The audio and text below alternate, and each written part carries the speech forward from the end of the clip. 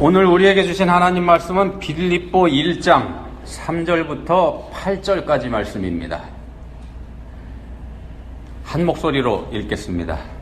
내가 너희를 생각할 때마다 나의 하나님께 감사하며 간구할 때마다 너희 무리를 위하여 기쁨으로 항상 간구함은 너희가 첫날부터 이제까지 복음을 위한 일에 참여하고 있기 때문이라.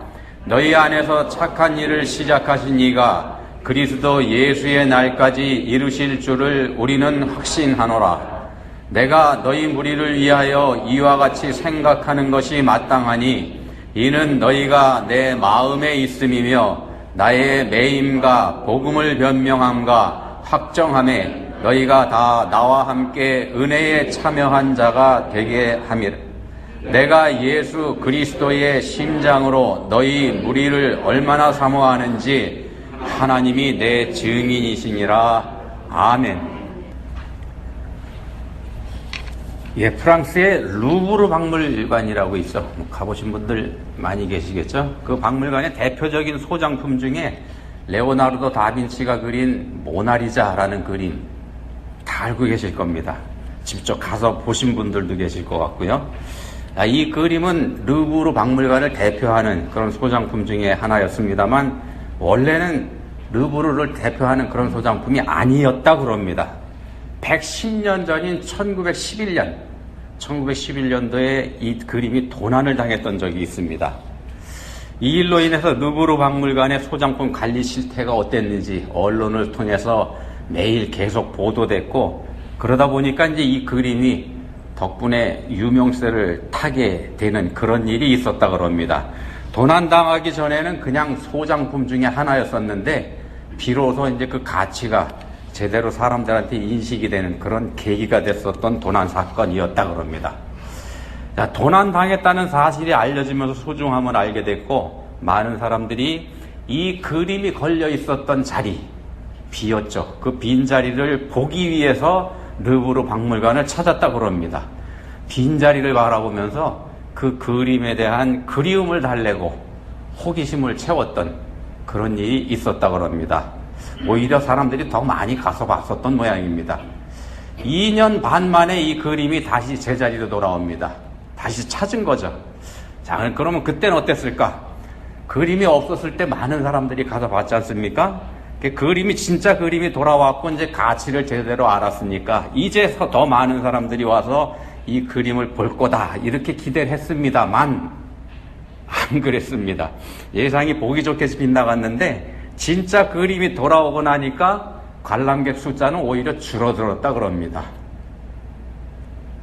그랬답니다. 우리말에 보시면은 우리말에 이런 말이 있죠. 든자리는 몰라도 난자리는 안다. 든자리는 몰라도 난자리는 안다. 들어온 사람은 표가 나지 않지만 나간 사람 빈자리는 크게 보인다. 그런 뜻이지 않습니까? 어떤 면에서 보면은요, 이 말은 딱 맞는 건 아닙니다만 구간이 명간이라는 말하고도 또 통하는 말일 것 같습니다. 있을 때는 깨닫지 못하지만 막상 그 사람이 없어지고 난 뒤에 떠난 다음에 그 사람의 진가를 알게 되는 거이기 때문에 그렇습니다. 이게 떠난 사람의 가치를 제대로 알아보지 못했다는 무지에 대한 후회, 또 그에 대한 반성, 이것도 담긴 말이라고 할 수 있는 게 구간이 명간이라는 말이지 않습니까? 자, 사람을 바로 알고 제대로 대우해 주는 일, 바로 알고 제대로 대우해 주는 일, 이거 생각처럼 쉬운 일이 아닌 것 같습니다. 특히 우리와 늘 함께하는 사람, 그래서 그 가치를 제대로 깨닫지도 못하고 인정해 주지도 않는 사람, 그렇지만 정말 소중한 사람, 그런 사람은 사실 바로 우리 곁에 있습니다. 우리하고 늘 함께하고 있고, 문제는 우리가 알아보지 못할 뿐입니다. 그게 문제입니다. 우리가 문제입니다. 자, 본문 5절에 보시면 이런 말씀을 합니다. 5절입니다. 너희가 첫날부터 이제까지 복음을 위한 일에 참여하고 있기 때문이라. 참여라고 번역된 원어가 코이노니아입니다. 코이노니아. 많이 들어보신 단어죠? 코이노니아. 교제 또는 사귐 이런 뜻이죠. 동료의식 상호 교류 뭐 이런 뜻으로도 해석이 가능합니다. 자, 바울 사도가 빌립보 교인들의 참여에 감사하고 기뻐한다는 고백을 하고 있는 그런 말씀입니다. 그러면 빌립보 교인들이 어디에 참여하는가? 복음을 위한 일입니다. 복음을 위한 일에 참여하고 있기 때문이라 이렇게 하죠. 복음을 위한 일, 바울 사도의 선교 사역에 참여하고 있기 때문에 감사하고 기뻐한다. 바울 사도는요, 빌립보 교인들이 복음을 위한 일에 참여하고 있다는 사실을 인정하면서 그래서 내가 기쁘다 이렇게 고백을 하고 있습니다. 빌립보 교회 잘 아시겠지만 이제 2차 전도 여행 때 바울 사도의 전도로 빌립보라는 도시에 생긴 교회지 않습니까? 유럽 대륙에 생긴 최초의 기독교 교회입니다. 유럽 대륙 최초의 교회입니다. 자주장사 루디아라고 하는 여인이 첫 번째로 침례를 받죠. 유럽 대륙 최초의 침례 그리스도인 세례교인이 됩니다. 또 그 사람 루디아 말고 바울과 실라가 갇혀 있었던 빌립보 감옥, 그 감옥의 간수가 주 예수를 믿으라 그리하면 너와 내 집이 구원을 받으리라는 말씀을 듣고서 자신과 온 집안이 함께 구원받는 역사가 일어났었던 바로 그 빌립보입니다. 그 빌립보입니다. 자, 고린도 전후서를 통해서 우리가 알 수 있는 것처럼 고린도 교회는 말도 많고 탈도 많은 교회였습니다만 이 빌립보 교회는 상대적으로 은혜로운 교회이었다 이렇게 우리가 볼 수 있습니다. 바울 사도가 이 빌립보에서 떠밀려 나오죠. 떠밀려서 할 수 없이 거기서 쫓겨나오다시피 나옵니다. 그리고 나서 데살로니가로 갑니다. 데살로니가에서도 쫓겨나서 베레아로 가고 거기서 또 쫓겨나서 아덴으로 가고 아덴에서 고린도로 이렇게 다니면서 어렵사리 복음을 전할 때 그럴 때 여러 차례 후원했던 교회가 이 빌립보 교회입니다. 그런 면에서도 모범적인 교회다 이렇게 말할 수 있는 교회입니다. 이 빌립보서를 쓰고 있는 로마의 감옥에도 선교비를 보내온 교회입니다. 본문 5절에 보시면은 너희가 첫날부터 이제까지 복음을 위한 일에 참여하고 있다는 말씀이 그런 믿음과 사랑의 섬김, 빌립보 교회의 그 섬김을 포함하고 있는 표현이라는 말씀입니다. 바울 사도가 빌립보에서 쫓겨나다시피 해서 데살로니가로 갔을 때, 그리고 또 거기서 밀리고 해서 고린도에 있을 때, 그럴 때 후원금을 보내줬는데요. 그때는 빌립보 교회를 세운 직후 얼마 지나지 않았을 때이기 때문에 그때 후원을 해준다는 것은 이렇게 생각해 볼 수 있는 그런 일입니다. 어려운 일이 아니죠. 아직은 기억하고 있고 저분 덕분에 우리가 믿음을 갖고 구원받았으니까 그건 생각할 수 있는 일이었습니다만 세월이 한참 흐른 지금 본문의 시점에 이때는 로마 감옥에 바울이 갇혀 있는데 거기까지 후원금을 보내왔다는 사실은요, 빌립보 교인들의 사랑이 일시적이 아니었다는 것, 이걸 증거하는 그런 중요한 단서가 되기도 합니다. 빌립보 교회는 우리가 하는 말로 하면은 신앙이 좋은 교회고 사랑이 많은 교회다, 이렇게 설명할 수 있는 교회라는 말씀입니다. 그래서 본문 7절에서 바울 사도가 빌립보 교인들에게 고백을 합니다. 7절입니다. 너희가 내 마음에 있다. 너희가 내 마음에 있고 너희가 다 나와 함께 은혜에 참여한 자가 되었다. 이런 고백을 합니다. 자, 이런 빌립보 교회의 사랑과 헌신을 5절에서는 코이노니아라고 표현한 겁니다. 코이노니아. 교제, 사귐, 동료의식, 상호 교류 등등으로 번역이 가능한 단어다 이렇게 말씀드렸지 않습니까? 그렇다 그러면은 교회 안에 교제가 코이노니아라 그러면은 지금 우리 사랑스타 한인교회 우리 교인들 중의 코이노니아, 이거에 대해서도 한번 생각해 볼 필요가 있을 것 같습니다. 빌립보 교회와 같은 그런 멋있고 훌륭한 코이노니아, 이게 어떻게 가능할까? 한번 생각해 보겠습니다. 평생을 아프리카 선교사로 헌신하면서 결국 아프리카에서 생을 마감한 분이 있죠? 리빙스턴 선교사를 말씀드리는 겁니다. 이분이 아프리카 선교를 하다가 중간에 귀국을 했던 적이 있더랬습니다. 아마 선교 보고도 할 겸 또 병도 치료할 겸 그렇게 해서 잠깐 기국을 했었던 것 같습니다. 그 당시 아프리카 선교, 이거 생명을 걸어야만 하는 열악한 환경에 있었고 또 힘들게 해야 되는 그런 전도였었죠. 그렇게 하다 보니까, 그런 선교를 하다 보니까 이분의 몸무게가, 중간에 귀국했을 때 몸무게가 37kg이었답니다. 80파운드. 남자 몸무게가. 얼마나 몰골이 형편없었겠습니까?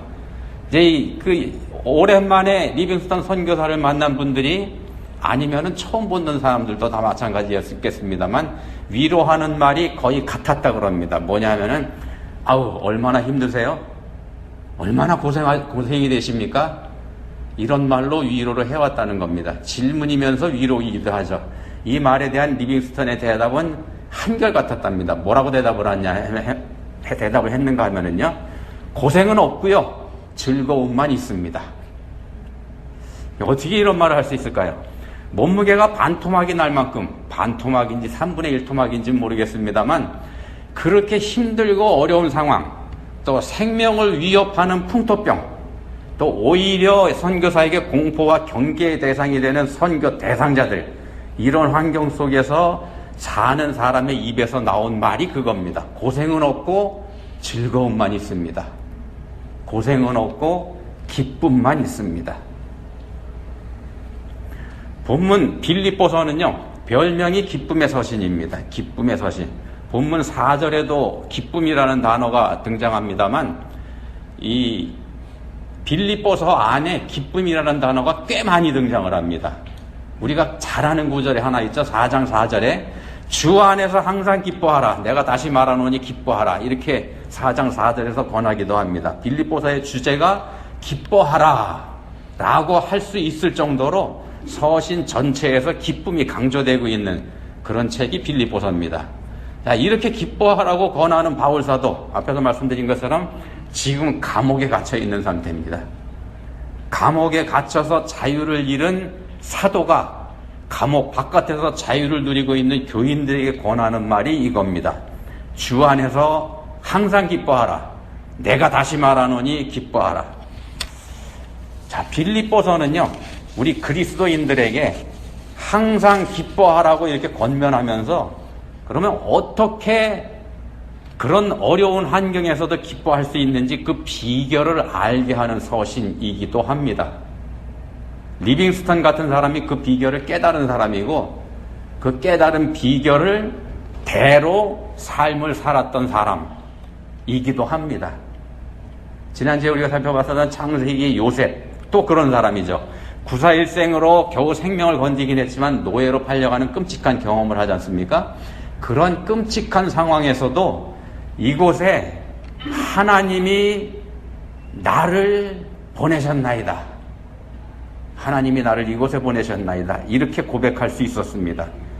다윗도 그랬습니다. 다윗도 자신을 죽이려는 사울왕에게 쫓겨다니면서도 우리가 시편에서 보는 것처럼 주옥과 같은 시들을 통해서 신앙 고백을 해놓지 않았습니까? 다윗도 그랬습니다. 그리고 본문의 바울사도 자신의 신앙과 경험으로 빌립보 교인들에게 권면하고 있습니다. 옥에 갇혀 있으면서도 주 안에서 항상 기뻐하라. 내가 다시 말하노니 기뻐하라. 그리고 그렇게 기뻐할 수 있는 비결로 본문에서 제시하는 방법이 코이노니아입니다. 교제. 코이노니아를 통해서 이렇게 기뻐할 수 있다는 겁니다. 그리스도인들에게 있어서 교제가 중요하다는 말씀입니다. 요셉과 다윗 같은 위대한 신앙의 사람들은 하나님과의 직접적인 교제로 모든 난관을 극복했습니다. 우리 그리스도인들이 결국 가야 될 길이 그 길입니다. 하나님과의 교제. 하나님께서 우리에게 구원을 허락하셨다는 것은요, 그래서 바꿔 말씀드려서 우리가 구원받았다고 하는 건 하나님과의 교제가 회복됐다, 그런 뜻이기도 합니다.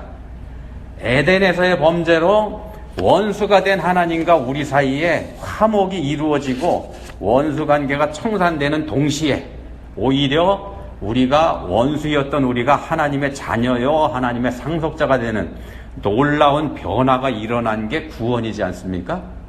그게 구원입니다. 그래서 우리에게도 요셉이나 다윗처럼 하나님과의 교제, 이게 궁극적인 목표가 돼야 되는 겁니다. 그렇지만 비록 우리가 그렇게 구원받았다고 해도 우리한테는 여전히 죄성이 남아있죠. 우리 속에 죄가 여전히 남아서 활동을 하고 있습니다. 그 죄가 우리의 발목을 잡고 있고 우리를 날마다 죄 짓는 길로 끌고 가죠.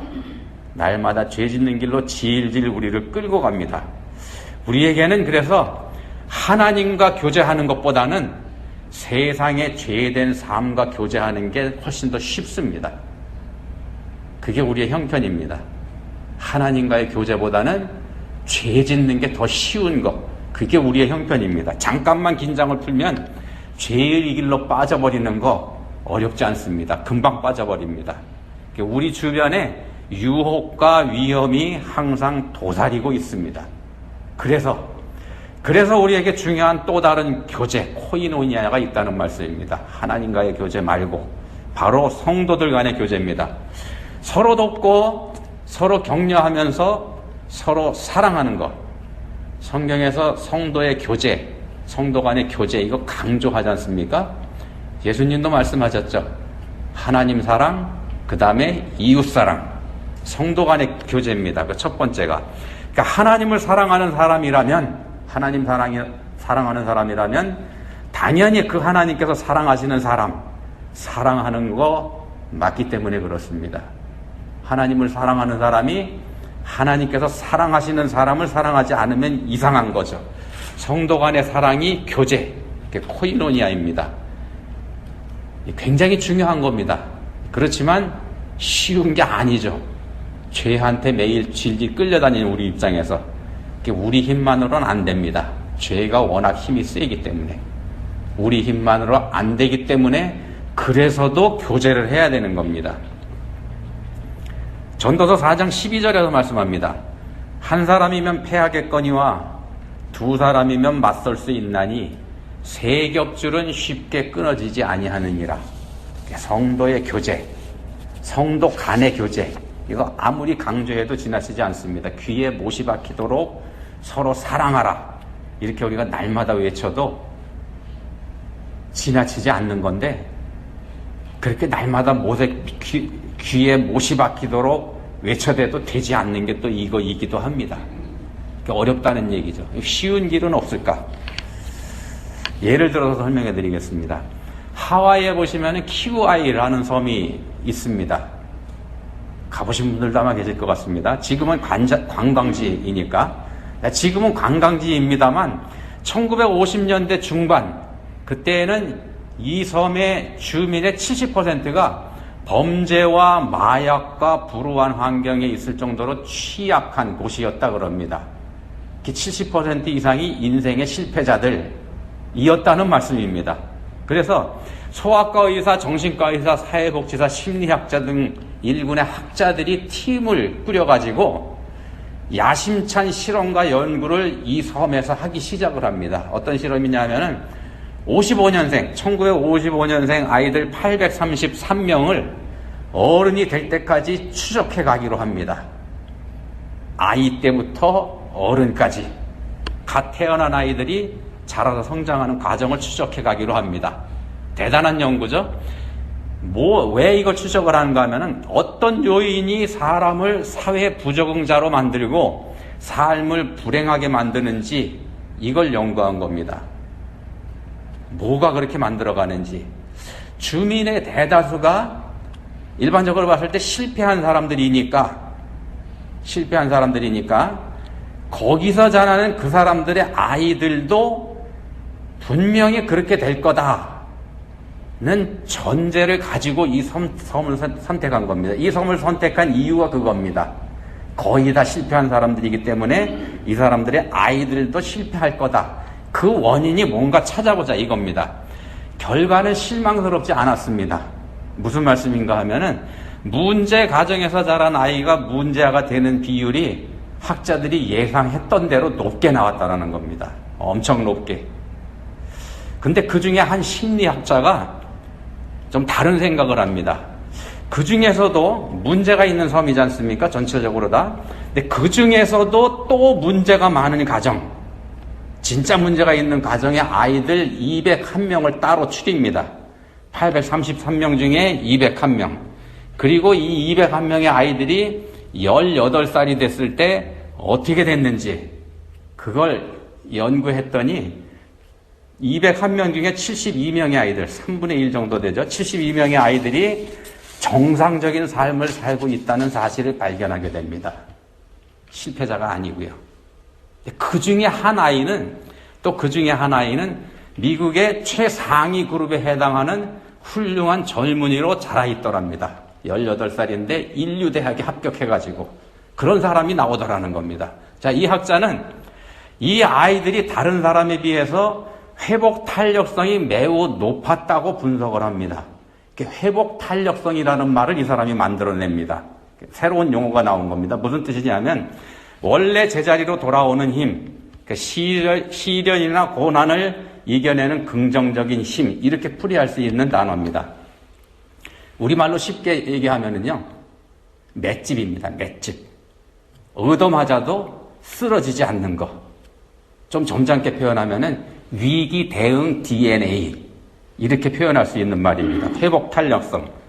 어떤 사람이 링컨 대통령한테 물어봤답니다. 링컨 대통령에게 당신의 성공 비결이 뭡니까? 어떻게 해서 그렇게 대통령까지 성공할 수 있었나요? 이렇게 물었더니 링컨이 씩 웃으면서 짧게 대답하더랍니다. 실패요. 실패가 자기의 성공 비결이라는 겁니다. 링컨 대통령, 우리가 아는 것처럼 수많은 실패를 경험한 사람이지 않습니까? 공식적으로 알려진 실패만 27번이라 그럽니다. 어떤 실패들이 있는가 하면은 자기가 살던 집에서 쫓겨난 경험도 있고요. 사업에 실패도 해봤고, 선거에 나가려고 공천 신청했다가 떨어지기도 하고, 어렵게 공천에 통과해서 선거에 나갔지만 낙선한 것도 여러 번이고, 그런 실패를 수도 없이 경험을 합니다. 자, 이런 링컨을 다시 일어서고 또 일어서게 한 거, 이런 게 바로 회복 탄력성이라는 겁니다. 자, 고위험군에 속하는 아이들, 섬 자체가 고위험군인데 그 중에서도 또 고위험군에 속하는 아이들 중에서 3분의 1 정도가 높은 회복 탄력성을 가진 것으로 이 학자의 연구 결과 드러나게 됩니다. 다른 학자들은 실패한 70%에만 주목하고 그러면 그렇지 라고 생각했지만 이 사람은 나머지 30%에 주목을 해서 또 다른 연구를 진행한 겁니다. 이 아이들이 이렇게 높은 회복 탄력성을 가질 수 있던 이유로 이 사람이 밝혀낸 게 뭐냐 하면은요, 높은 회복 탄력성을 가질 수 있는 요인, 한 사람 법칙입니다. 한 사람 법칙. 이것도 이 사람이 만들어낸 말인 것 같습니다. 자, 그 아이를 아껴주고 지지해준 한 사람이 있었더라는 겁니다. 그 아이한테. 문제 부모들이 다 문제 있는 사람들이지 않습니까? 문제 부모를 대신해준 대리 부모가 있었고, 1명 이상의 친한 친구가 있더라는 겁니다. 물론 친구가 제대로 된 친구여야 되겠죠. 자, 그 한 사람이 이 아이의 정서 지능을 높여주었다는 겁니다. 쉽게 말씀드리면 소통입니다. 소통. 마음을 통하는 한 사람. 본문에서 말씀하는 코이노니아, 교제하는 상대가 있었다는 말씀입니다. 마음을 열고 교제할 수 있는 상대. 그리스도인들이 교회 생활을 해야 되는 이유가 바로 여기에 있습니다. 교회 생활을 열심히 해야 되는 이유가 여기에 있습니다. 믿음을 가진 사람들과 함께 하면서 자신에게 반드시 필요한 그 한 사람을 만나는 것. 그게 필요하다는 말씀입니다. 나에게 필요한 한 사람을 만나는 것. 거기서 그치는 게 아니고요. 더 나아가서 내가 다른 누군가에게 그 한 사람이 되어주는 것. 내가 한 사람이 되어주는 것. 그게 그리스도인들의 신앙생활입니다. 요한복음 13장 34절 35절에서 예수님께서 제자들에게 말씀하십니다. 제자들에게 하시는 말씀입니다. 새 계명을 너희에게 주노니 서로 사랑하라. 내가 너희를 사랑한 것 같이 너희도 서로 사랑하라. 너희가 서로 사랑하면 이로써 모든 사람이 너희가 내 제자인 줄 알리라. 우리가 아직은 불완전한 존재이기 때문에 서로 사랑한다면서도 오히려 서로 상처를 주고받고 그러긴 합니다만, 그럼에도 예수님 명령하신 게 그겁니다. 서로 사랑하라. 우리가 사랑하기보다는 서로 상처를 주고받을 거 몰라서 하신 말씀 아닙니다. 예수님이 모르고서 이 말씀하신가 하셨을 리 없지 않습니까? 자, 본문 6절에서 말씀합니다. 6절입니다. 너희 안에서 착한 일을 시작하신 이가 그리스도 예수의 날까지 이루실 줄을 우리는 확신하노라. 우리의 구원은요, 우리가 구원받은 건 우리 공로로 되는 거 아니지 않습니까? 우리가 잘해서 구원받는 거 아닙니다. 전적으로 하나님의 은혜입니다. 은혜의 선물인 믿음으로 우리가 구원받죠. 우리가 믿음으로 구원받습니다만 이건 하나님께서 은혜로 주신 선물입니다. 하나님께서 하신다는 말씀입니다. 하나님께서 하신다. 6절에서 말씀하는 너희 안에서 착한 일을 시작하신 이 착한 일이 그런 뜻을 포함합니다. 그 착한 일을 시작하신 분이 하나님입니다. 하나님이 시작하셨습니다. 그렇다면 이 일을 마칠 수 있는 분 또한 하나님이십니다. 우리가 마침표 찍을 수 있는 게 아니고요. 우리한테는 그럴 능력도 없고 그럴 만큼 우리가 선하지도 않습니다. 그게 우리들의 현실입니다. 하나님께서 하시는 겁니다. 하나님께서. 그래서 우리한테 필요한 게 서로 도움입니다. 서로가 서로를 사랑해주고 지지해주고 격려하면서 함께 은혜에 참여하는, 함께 은혜에, 오늘 말씀 제목입니다. 함께 은혜에 참여하는 자가 되는 것. 서로가 서로를 사랑해주고 지지해주고 격려하면서 함께 은혜에 참여하는 자가 되는 겁니다. 우리 곁에 그 사람이 있습니다. 지금 우리와 함께하는 사람이 그 사람입니다. 우리가 서로가 서로에게 그 한 사람이 될 수 있기를 우리 구주 예수님의 이름으로 축원드립니다. 하나님 아버지, 신앙생활은 서로 부딪히면서 사는 거라는 거 저희가 압니다. 근데도 저희한테 상처 주는 사람, 저희는 원망하고 그 사람 미워했습니다. 저희 자신도 누군가에게는 상처 준 사람일 수 있다는 걸 생각하지 않았습니다. 그 사실을 깨닫게 해주셨습니다. 이제는 상처를 서로 주고받기보다는 서로 지지해주고 서로 사랑해주는 그 한 사람이 될 수 있으면 좋겠습니다. 서로 사랑하게 하사 주님의 제자로 살게 해주시기 원합니다. 예수님의 이름으로 기도합니다.